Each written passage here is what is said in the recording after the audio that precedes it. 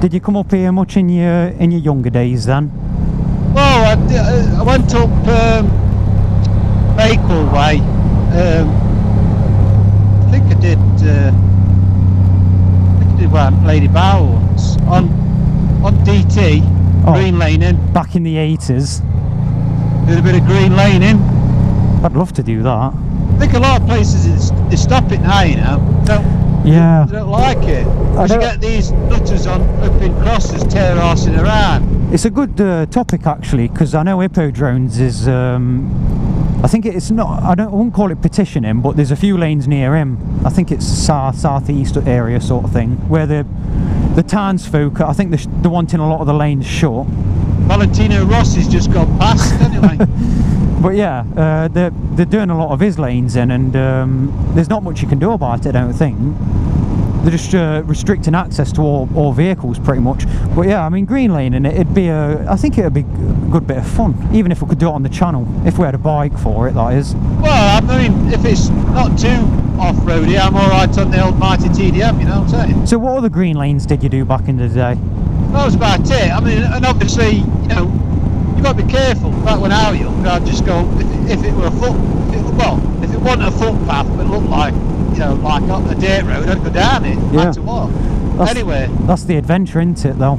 I think a big element of it as well, back in your day, you couldn't just pull out your mobile phone to ask for help if you had a bit of a wobbly.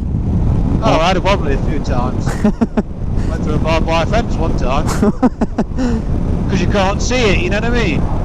Flipping out. Ripped the leathers. Was you actually wearing leathers, even back then? I had a leather jacket, yes. I had one of those types that's got like ribs on elbows and stuff. Oh yeah, in true 80s fashion. Oh yes. What about you had a TDR as well, didn't you? Yeah, I did have a TDR. Any Greenlaning occur on that? No, that was just on the road. But what I will tell you, both bikes, both the DT and the TDR, I had to have the back wheels re-spoked. Too much torques. Too much torques, yeah. Snap it throttle open and snap it flipping spokes in wheel. I was going to say, that's what puts me off spoked bikes. I've had spoked wheels before, and I don't know how it got through MOT, because some of them were loose. Because it fails easily, doesn't it, on spoked wheels? You can. I think it's a case of if you snap it throttle open, if you're right on road, fast acceleration, stuff like that, it's gonna knacker them. I actually put a picture of you up on the old Instagram on the DT you had back in the 80s. I had the. I was going to say you was looking very cool back then. I had the TDR in the 80s as well, but I mean, I must admit, you know, I had it from brand new, and I loved it. It was flipping mint. I mean, say it were a 250, you could keep up with 350 LC on it, no problem. But you wish you still had it. I do wish I still had it, yeah, because it was quite iconic. It was, don't get me wrong, it had got loads of faults. I mean, they put a tacho at the bottom of the fuel tank, I have no idea, so you had to take your eyes off the road to look at the tacho, the crackers, but, you know, it's just, and to put two-stroke oil in, yeah, the pipe was horizontal, so you spilt more oil down your flipping, on your engine than what went into the tank, but you know, that's just part of living with it, isn't it? Yeah, I still loved it. It was quick. So you can see what type of bike I like. So I went from a trailer bike, scrambler type thing, you know, yeah, DT to the TDR, which was like an amalgamation of a sports bike and a crosser. Yeah. To the TDM, which is the same type of thing. You know what I mean? I know a lot of people do customise the TDMs to do off-road. They are capable of it, just a bit heavy for it. Yeah, at the end of the day, people have the parts that they like the styling of, and I've never been, like I say, I like the look of sports bike, but I've never liked the riding position, so they were straight out. I tried them, didn't like them. Yeah. I'm excited, but not for me.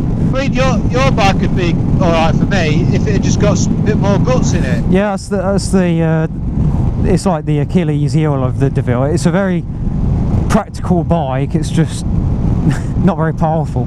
There was a couple of individuals from Eastern Europe, believe it or not, as they always are, that took a couple of DeVilles to Mongolia. There's Woodside.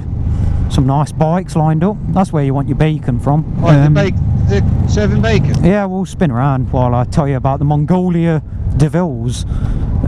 So basically they customised these DeVilles to go, well, across mountains. Souped them up, put crash bars all over them and fully loaded them, even with tyres on back and everything. Are you coping with this steepness? Just about. But yeah, went to Mongolia. So you can really make any bike off-road bike. It's just how much money you're willing to spend on it, isn't it? Or how good are you with a welder? Where are we going? Trying to find somewhere safe to spin around. What, you mean we'll go back downhill? Yeah, well, you think we can get this way? I don't think we can. Oh, you can get this way. Yeah. Just follow this up. Now, it said that there was a road here, and there isn't. Yeah, there's a road that goes to a T. There isn't a road, because it said there was a chapel and then a road that went back down, and it looks like it's that T. And I'm not flipping tackling that. Oh yeah, we'll go up that. If I get stuck though, that's it. It's game over. The DeVille will stay up on top of that hill for till the end of time. Oh, this is alright, it's quite scary. All this for a bacon cob.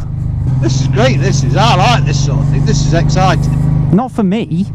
Oh, there's a big pile of rocks. Nah, that is a national landmark, that is, right there. I bet, you know, if you came up with your truck and you started dumping that in the back of your van, you'd get into trouble. They're probably like ancient stones or something. They look shiny. Is it limestone or something? I don't know. I really don't know what it's called when it's got all that sparkly stuff in. I think it is I limestone. can certainly, definitely smell barbecue getting stronger. We're sniffing out the barbecue right now.